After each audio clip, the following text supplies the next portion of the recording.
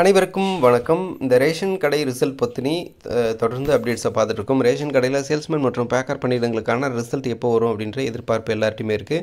So இது சம்மந்தப்பட்ட அப்டேட்ஸை தொடர்ந்து பார்த்துட்ருக்கோம். இப்போ வந்து பார்த்திங்க அப்படின்னாக்கா ரேஷன் ஷாப் ரிசல்ட் எப்போ வரும், சேல்ஸ்மேன் மற்றும் பேக்கருக்கான ரிசல்ட் தமிழகம் முழுசும் தமிழகத்தில் இருக்கக்கூடிய எல்லா மாவட்டத்திலையும் எப்போ வரும்னு எதிர்பார்த்துட்ருக்கோம். டிஆர்பி அதிகாரிகள் சொல்லக்கூடிய தகவல் பற்றி ஆடியோஸையும் கேட்டிருக்கோம். முதலமைச்சர் செல்பிரிவிலிருந்து வந்திருக்கக்கூடிய தகவலையும் தெரிஞ்சிருக்கோம். ஸோ எப்போ ரிசல்ட் வெளியாகும் அப்படின்றத பற்றி பார்க்குறதுக்கு முன்னாடி சில முக்கியமான அப்டேட்ஸை பார்த்துடலாம். வள்ளியூர் பகுதியில் புதிதாக 5 ரேஷன் கடைகள் திறந்துருக்காங்க. ஸோ அதை பற்றின செய்திகள் வெளியாகிருக்கு. அடுத்தது அன்னவாசல் அருகே வந்து புதிய பகுதி நேர ரேஷன் கடைகள் திறந்து வைக்கப்பட்டிருக்கு அப்படின்றது. அதே மாதிரி காரைக்குடி அருகே 27 டன் ரேஷன் அரிசி கடத்தல், லாரி ஓட்டுநர் கைது அப்படின்னு சொல்லிட்டு ஒரு செய்தியும் வெளியாகிருக்கு. ஸோ இதை பற்றின ஃபஸ்ட்டு தெரிஞ்சுக்கோங்க. முதல்ல பார்த்திங்க அப்படின்னாக்கா ரேஷன் ஷாப் சம்மந்தப்பட்ட அப்டேட்ஸ் என்னென்ன இருக்குது அப்படின்றத தெரிஞ்சுக்கோங்க. ஃபர்ஸ்ட் ஆஃப் ஆல் பார்த்திங்க அப்படின்னாக்கா நம்ம எல்லாருமே ரேஷன் ஷாப் ரிசல்ட்டுக்காக வெயிட் பண்ணிகிட்ருக்கோம். ஸோ இப்போதைக்கு ரேஷன் கடை சம்மந்தப்பட்ட அப்டேட்ஸ் என்னென்ன இருக்குது அப்படின்றது சொல்லியிருக்கேன். அடுத்தபடியாக பார்த்திங்க அப்படின்னாக்கா இந்த சேல்ஸ்மேன் மற்றும் பேக்கருக்கான ரிசல்ட் எப்போ வரும் அப்படின்ற எதிர்பார்ப்பு எல்லார்ட்டையுமே இருக்குது. இந்த ரிசல்ட்டை பொறுத்தவரை டிஆர்பி அதிகாரிகள் சொல்லக்கூடியது முன்னுக்கு பின் முரணாக ஒரே விஷயத்த திரும்ப திரும்ப சொல்லக்கூடிய விஷயத்த பார்க்க முடியுது. என்ன சொல்கிறாங்க அப்படின்னாக்கா மேலேருந்து வரணுங்க, அவங்க சொன்னால் தாங்க விட முடியும் அப்படின்ற விஷயத்த ஒன்று சொல்கிறாங்க. ரெண்டாவது இந்த மாதம் கடைசிக்குள்ளே வந்துடும் அப்படின்ற விஷயத்த மார்ச், ஏப்ரல், இப்போ மே 3 மாதம் தொடர்ந்து சொல்லிகிட்டு இருக்காங்க. ஸோ எதை நம்புறதுன்னு தெரில. மேலே சென்னை ஹெட் ஆஃபீஸ்லேருந்து கேட்கும்போது சொல்லக்கூடிய தகவல்கள் என்ன சொல்கிறாங்க அப்படின்னாக்கா அந்தந்த மாவட்ட டிஆர்பி வெப்சைட் தாங்க ரிலீஸ் பண்ணுவாங்க. இந்த ரிசல்ட்டை பொறுத்தவரை இறுதி ஃபைனல் ஸ்டேஜில் இருக்குது, ரிசல்ட் வெளியிட தயாராக இருக்குது, ஃபைனல் ஸ்டேஜில் இருக்குது அப்படின்ற விஷயத்தையும் அவங்க குறிப்பாக சொல்லியிருக்கிற விஷயத்த பார்க்க முடிஞ்சிச்சு. ஸோ இப்படிப்பட்ட விஷயங்கள் தான், இப்படிப்பட்ட ஒரு சூழ்நிலை தான் இருந்துகிட்ருக்கு. ஸோ அதனால் ரிசல்ட்டை பொறுத்தவரை ஃபைனல் ஸ்டேஜில் இருக்குது, இந்த மந்த் எண்டுக்குள்ளே வந்துடும் அப்படின்றத நம்ம உறுதிப்பட நம்பலாம்.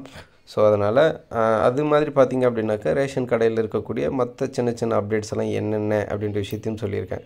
ஆல்ரெடி பார்த்திங்க அப்படின்னாக்கா இந்த கைரேகை இஷ்யூ, நெட்டு சர்வர் இஷ்யூ, இந்த மாதிரி காரணமாக பணிச்சுமை இருக்குது அப்படின்னு சொல்லிட்டு அவங்களும் கோரிக்கை வச்சுருக்காங்க. அதே மாதிரி துறை ரீதியான அமைச்சர் வந்து சொல்லியிருக்காரு, இது வந்து விரைவில் வந்து இந்த பணியிடங்கள் நிரப்பப்படும். அதே மாதிரி வந்து கூடுதலாக பார்த்திங்க அப்படின்னாக்கா இந்த கட்டுனர் பணியிடங்கள் மட்டும் கூடுதலாக அப்பாயின்மெண்ட் பண்ண போகிறோம்னு சொல்லியிருக்காங்க. அது இந்த வேக்கண்ட் கூட ஆட் பண்ண போகிறாங்களா, தனியாக நோட்டிஃபிகேஷன் வெளியிட போகிறாங்களா தெரில. அது ஒரு குழப்பம். ஒருவேளை அதன் காரணமாக தான் லேட் பண்ணுறாங்களான்னு இன்னொரு டவுட்டும் இருக்குது. கட்டுனார்னா அந்த பேக்கர் போஸ்டிங் தான் சொல்கிறேன். ஸோ பேக்கருக்கு மட்டுமே ஒரு 1200 போஸ்டிங் பக்கம் தேவைப்படுது. ஏன்னாக்கா அப்படி ஒரு குற்றச்சாட்டுகள் வந்திருக்கு. பகுதி நேர கடையிலையும் கிராமப்புறத்தில் இருக்கக்கூடிய மற்ற கடைகளிலும் பார்த்திங்க அப்படின்னாக்கா ஒரே நபர் வந்து 2 வேலையும் செய்யக்கூடிய சூழ்நிலை இருக்கிறது. அதனால் இன்னொரு கட்டுநர்களை மட்டும் நியமிக்கணும் அப்படின்னு சொல்லி குற்றச்சாட்டுகள் வந்திருக்கு. அந்த அடிப்படையில் ஒரு 1200 போஸ்டிங்ஸ் வந்து நியமிக்க போகிறாங்க. இப்படியாக ரேஷன் ஷாப் சம்மந்தப்பட்ட தகவல்கள் இருக்கிறது. பார்ப்போம், பொறுத்திருந்தான் பார்க்க வேண்டும். ஏன்னாக்கா ரொம்ப நாள் வெயிட் பண்ணியாச்சு, நிறைய விஷயங்கள் சொல்லிட்டாங்க. அகைன் வந்து இந்த மாதம் சைலண்ட்டாக இருக்காங்க, பெருசாக அப்டேட்ஸ் எதுவும் இல்லை. ஸோ பார்ப்போம், இந்த மாதம் அதிரடியாக ரிசல்ட் வரும்ன்ற மாதிரி தான் தோணுது. பார்ப்போம்.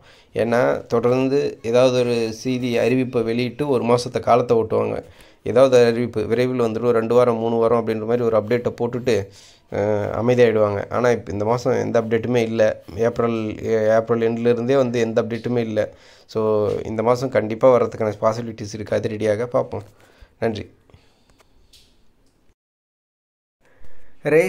ரேஷன் அட்டைதாரர்கள் புகார், முறைகேடு கோரிக்கைகளை வந்து தமிழக அரசு நிவர்த்தி செய்ய வேண்டும் அப்படின்னு சொல்லிட்டு ஒரு செய்தியானது வெளிவந்திருக்கு. அதை பற்றி தான் இந்த வீடியோவில் பார்க்க போகிறோம். என்ன நடந்திருக்கு அப்படின்றத முதல்ல பார்த்துக்கலாம்.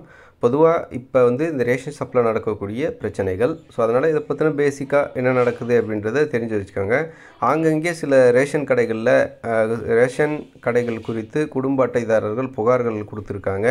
ஸோ அதில் ஒரு சில இடங்களில் வந்து சர்வர் பிரச்சனை இருக்குது. அதனால் வந்துட்டு அரசுக்கு வந்து 2 விதமான வேண்டுகோள் வச்சுருக்காங்க. ஃபஸ்ட் விஷயம் பார்த்திங்க அப்படின்னாக்கா அந்தியோத்யா கார்டுகள், அதாவது ஏஏஒய்ஒய்ன்னு நினைக்கிறேன், இல்லை ஏஏஒய்யா என்னான்னு தெரில, அந்த மாதிரி வரும், ஸ்டார்ட் ஆகும். அந்தியோத்யா ரேஷன் கார்டுகள் உள்ள உறுப்பினர்கள் உண்மைத்தன்மையை வந்து சரிபார்க்கணும் அப்படின்னு சொல்லி மத்திய அரசு, அவங்க வந்து அந்தியோத்யானா ரொம்ப ரொம்ப ஏழையாக இருக்கக்கூடியவங்க, ஏஏஒய்ன்னு நினைக்கிறேன், அவங்களுக்கு வந்து பார்த்திங்க அப்படின்னாக்கா உண்மைத்தன்மையாக அறியணும், அவங்க உண்மையிலே அந்தளவுக்கு வறுமை கோட்டுக்கு கீழே தான் இருக்காங்களா அப்படின்றத பார்த்து அதை செக் பண்ணணும் அப்படின்ற ஒரு விஷயத்த சொல்லியிருக்காங்க. அதே மாதிரி இந்த கை விரல் ரேகைகள் அந்த உறுப்பினர்கள் எல்லாருமே வந்து ரேகை வந்து ரேஷன் இதில் வந்து பதிவு பண்ணணும்.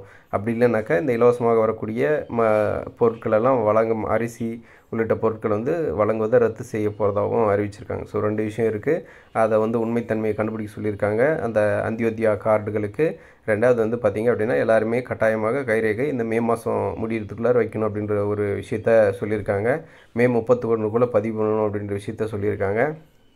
ஆனால் இப்போ இருக்கக்கூடிய பிரச்சனை என்ன இஷ்யூ அப்படின்றத பார்த்துடலாம். என்ன சொல்லியிருக்காங்க அப்படின்னா, நீங்கள் சொன்னதெல்லாம் ஓகேங்க, அங்கே வந்து கைரேகை வச்சா நிறைய பேருடைய கைரேகை விழுறதில்ல. உடனே அதை போய் கேட்கும்போது விற்பனையாளர் அதாவது ரேஷன் கடையில் பில் போடக்கூடிய அந்த விற்பனையாளர் என்ன சொல்கிறாரு அப்படின்னாக்கா, நீங்கள் போய் தாசில்தாரை பாருங்கள், அங்கே போய் பாருங்கள் அப்படின்னு சொல்லி அலைவிடக்கூடிய வேலைகளே செய்கிறாங்க. அப்படி பண்ணக்கூடாது.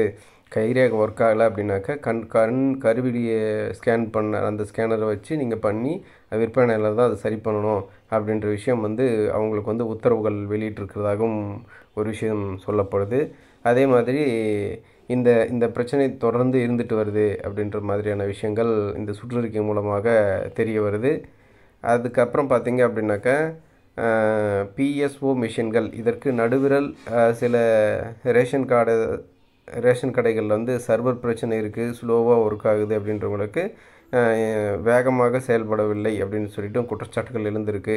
ஸோ இந்த மாதிரியான விஷயங்கள் இருக்குது. ஸோ இந்த ஒன்று ஸ்லோவாக ஒர்க் பண்ணுதுன்றாங்க, கைரேகை ஒர்க் ஆகலைன்னா கருவிலியை வச்சு பண்ணுங்கள் அப்படின்ற விஷயத்த சொல்கிறாங்க.